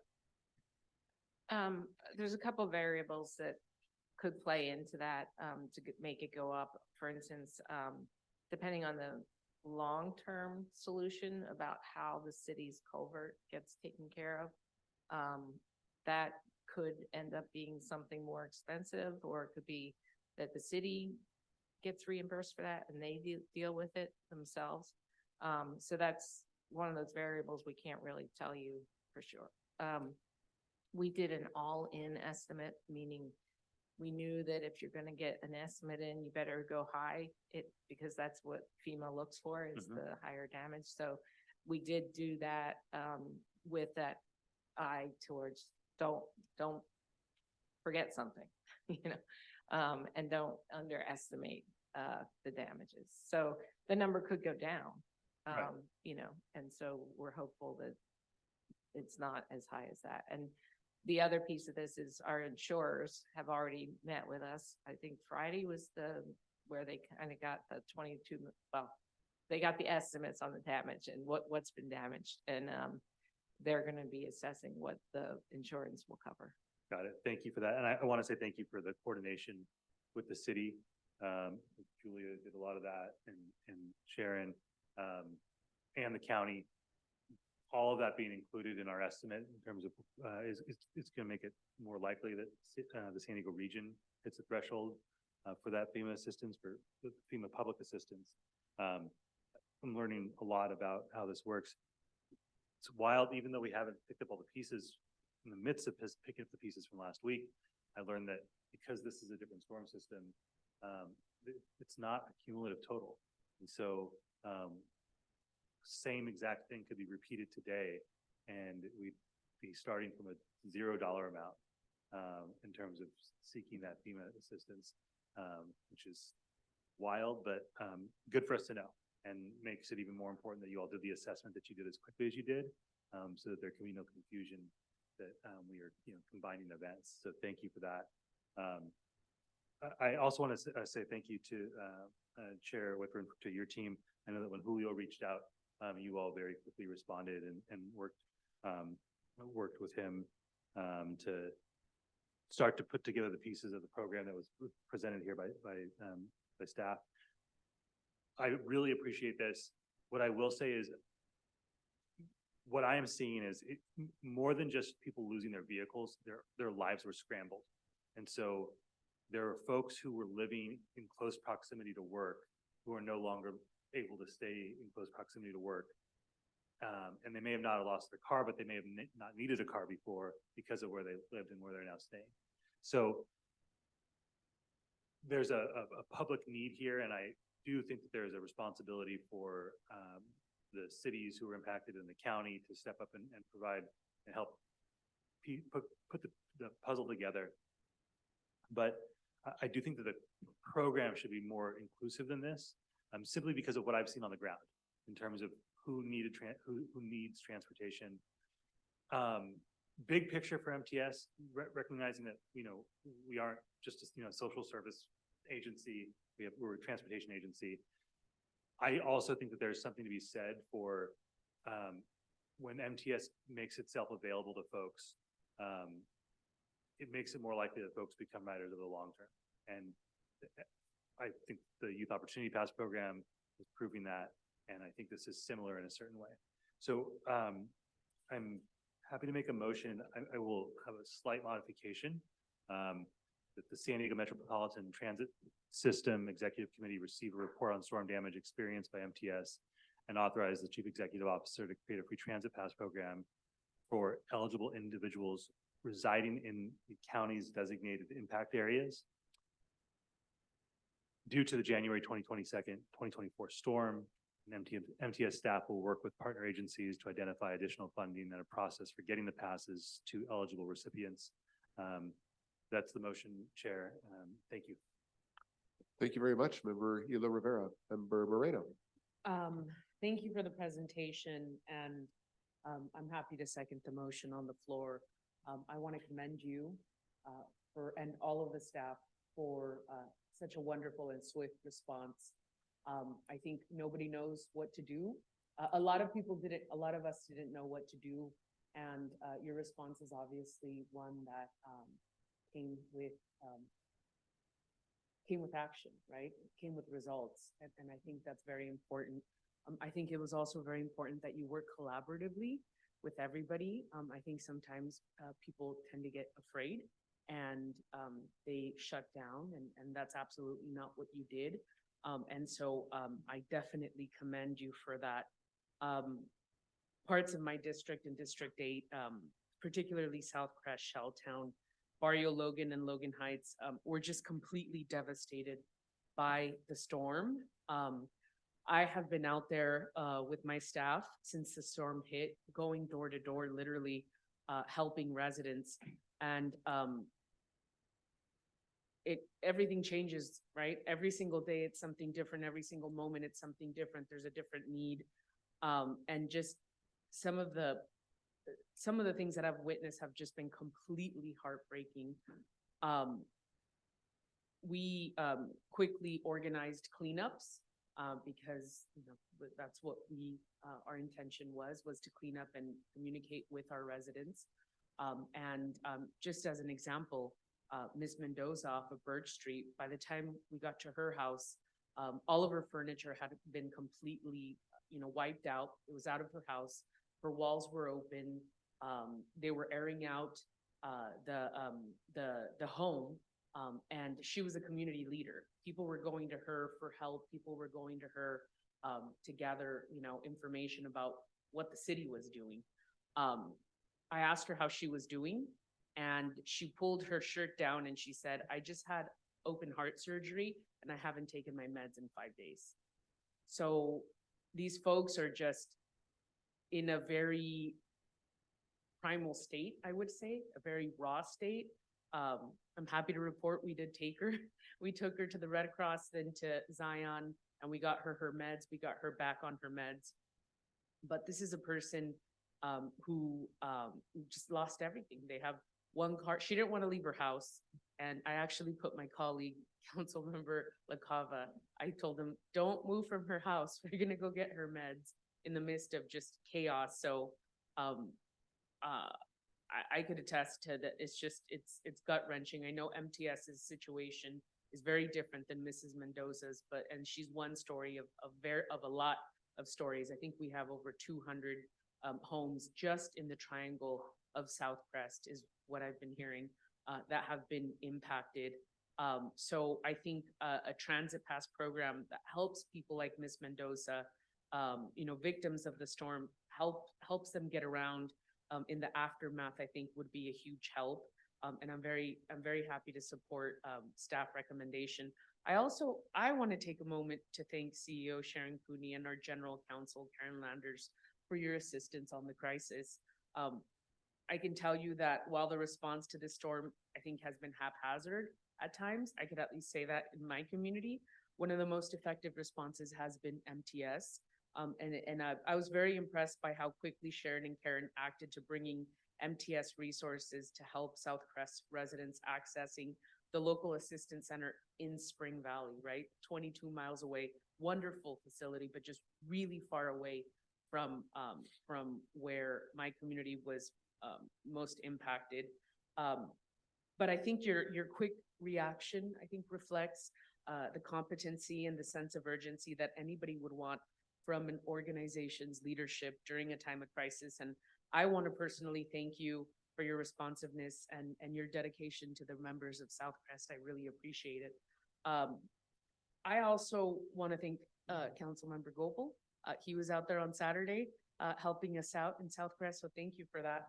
I would ask the chair to take the lead on the city's action against MTS so we could have, you know, I know we haven't stopped being out in the community, so it's been very difficult. But I would ask you to please take the lead on that. But with that, I'm happy to second the motion, and thank you so much. Thank you very much from the bottom of my heart for your quick response. And I don't know if you learned that or if it's intuition, but thank you. Yeah, well, you know, we have a really strong team here at MTS, and, you know, we've been in construction mode since 2010. We've built a lot, we've done a lot. So we have a lot of people with a lot of experience. And when things like this happen, when crisis happens, that's when I think we're at our best. We're going to still deliver the service on a daily basis, but we know how to rebuild things, and we know how to do things safely and efficiently. And so, you know, as I mentioned earlier, the staff that we have here, I've been all over the country. I've worked with peer groups. I've worked for APTA. I've written standards. There's no other agency I'd rather be with. MTS is it. Thank you so much for sharing that. And like I said, I think your work shows, right? We don't have to say anything. We're up and running. Yep. So that is a reflection, a testament of your hard work and your commitment to the constituents of MTS. So I thank you for that. Thank you. Thank you, Member Moreno. Vice Chair Goebel. Thank you, Chair. Council President Elo Rivera, I need a clarification because I think you added a phrase, free transit pass program for eligible individuals within the county impact area. So what, I'm not sure how that's defined, and what if you don't live within that area, then it looks like you're not eligible. What's your intent there? That's a good question. Yeah, so the county took some actions earlier in the week. They designated certain zip codes as being impacted. For example, they did an eviction moratorium that applied specifically to those areas. So the ask would be to overlap. That being said, that's a very good catch. I inadvertently, through that motion, could have excluded folks who lost their vehicles. Happy to modify the motion to include those, to also include those who lost their vehicles. The chair would be open to me restating it. I'll just restate the applicable portion right now. To create a free transit pass program for eligible individuals who've lost the use of their vehicle due to the January 2020 to 2024 storm, or who reside in the county designated impact areas. That would not do the thing that I think I was inadvertently doing through the wording of my motion. Thank you. Okay. Of course. Thank you, Vice Chair Goebel. Thank you, Member Elo Rivera. Member Moreno, you seconded the motion. Are you comfortable with that updated motion? Okay. All right. Seeing no further committee discussion, I just want to also express my gratitude to the MTS team. That was a breathtaking series of photos and description that you provided. Just incredible damage and incredible efforts by the MTS team. I am very proud of the MTS staff. Assisting the folks from the 16th and Newton shelter was nothing short of heroic. For folks who don't know, that shelter literally abuts the MTS trolley area over there, and helping those folks. I mean, that shelter was, I think, almost chest high in water, and helping those folks out of there and over to this area and into a safe place. They were helped into the parking structure, and then I think MTS buses helped to get them to other shelters, which was just a really remarkable, frankly, humanitarian act. And then the recovery effort that has been continuing with the infrastructure, the buildings here, the operations, just lots of really terrific work going on, and I'm very appreciative of that. I will follow up as Councilmember Moreno asked on the city enforcement action. I have gathered some information just sitting here in the last few minutes. And let me just say that as a council member for the city of San Diego, I am very appreciative of all the MTS efforts during and following the storm. And I know that our city leadership is very appreciative of those efforts and the partnership that the city and MTS have had through this, both transporting residents, as I mentioned, during the height of the flooding, and all of MTS's efforts to restore service in the wake of the flooding and the damage that occurred as a result of it, both transporting, getting the trolley system up and running. I mean, that transports city residents. That's incredibly important for our city residents. I know that MTS buses, as Member Elo Rivera mentioned, have been used to help even since the flooding to get flood victims where they need to go to help with the recovery process. So know that the city is very appreciative of MTS's partnership here. It is very important, obviously, for MTS to be doing work to try to get the trolley service up and running, and working in that channel area that was impacted to try to get the rail line service back. As you can imagine, city crews have also been working tirelessly and heroically to try to keep the channels clear of debris and materials, particularly with the rain coming that we have going on right now. And having those channels be clear has been a top priority of city staff. My understanding, I don't have all the details, but my understanding is that there was a concern about a contractor having some materials still in the channel that created a concern about whether that would impact the flow of water in that channel with the additional rain that was coming, and that was the general concern. Certainly nothing directed at MTS per se, but more a matter of wanting to ensure that residents are as safe as possible with the second storm here.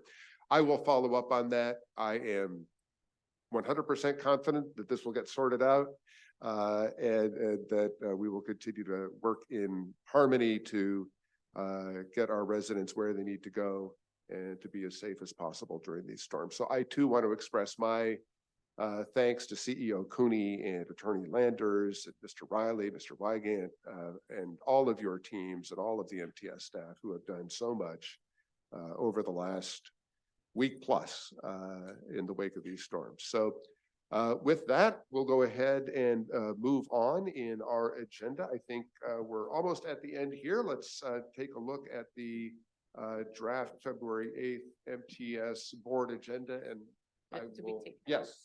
Did we vote on that motion? I think we had a motion in a second. We did vote? Okay, sorry. All right, that was operator error. We Yeah. will go back and we've got a motion on the floor by member Elo Rivera, and we have a second by member Moreno. Any questions or further discussion on that motion? Seeing none, clerk, please call the roll. Whitmer, Yes. Elo Rivera, Yes.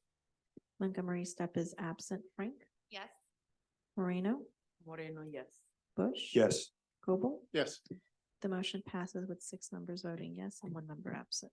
All right, thank you very much. Okay, let's move on to item number 9, review of the draft February 8th MTS board agenda. Any questions on the agenda for the next board meeting? Seeing none, let's go ahead and see if there are any staff communications or committee member communications. I have one. So next week, a couple weeks ago, I got invited by the White House to go to the Clean Bus Manufacturing Roundtable.